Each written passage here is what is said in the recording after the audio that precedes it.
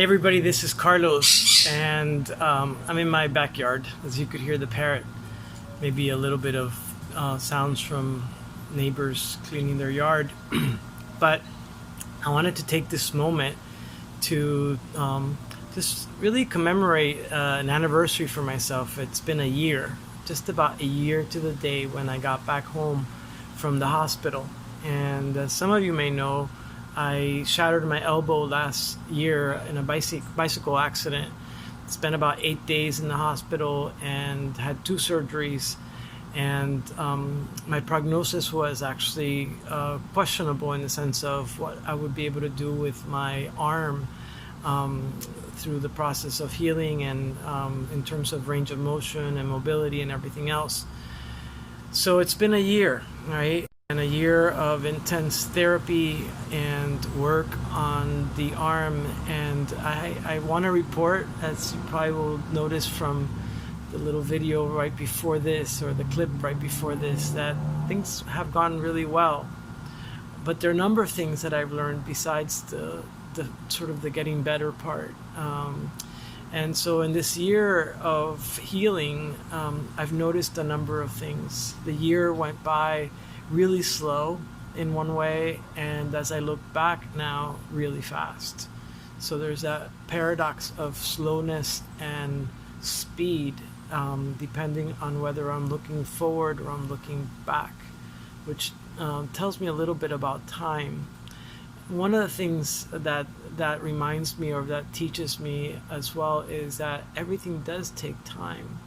And it's been a process of not speeding anything up. As much as I wanted to go faster in my healing, there was no way that was going to happen.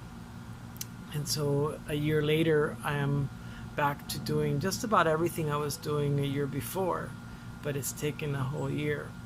Now, what that's done is it has slowed me down. It also put into question a lot of the things that I valued in the sense of movement, and made me more appreciative of the fact that our bodies are fragile and strong at the same time, and that this form that we're in right now is temporary, and that to attach to any physical aspect of ourselves, and to attach meaning to place our self-worth or value on what we can do physically is a limitation, because either through accident, as in my case, or through just age, which is also my case, and your case too, right?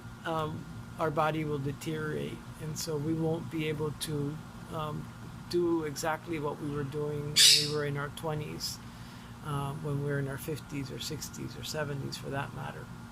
So, so knowing that this body is not going to hold all the way through, it's going to deteriorate, it's really important to develop an interior life, which is something that I've realized over this year.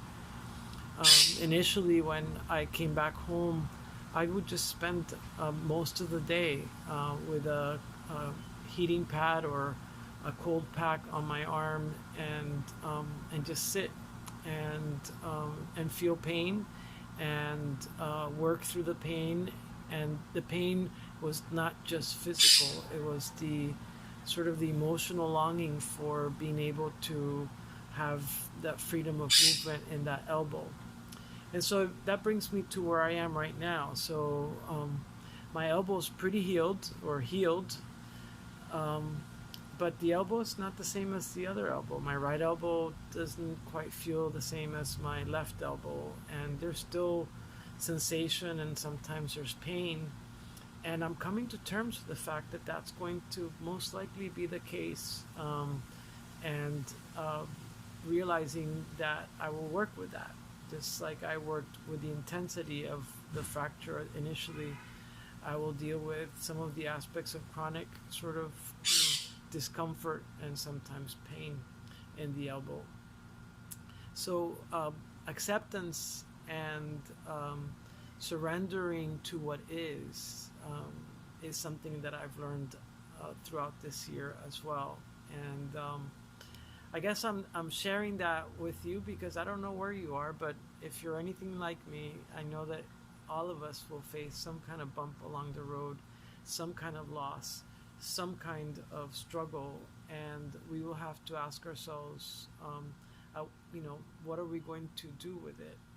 Are we going to fight and try to make it as it was before, or are we going to look around, notice what's available for ourselves now, and embrace the possibilities that we have, and then realize that as we do, we discover new capacities and new strengths to move forward and to be right, to be happy, to be at ease, and to be satisfied with our one wild, precious human life.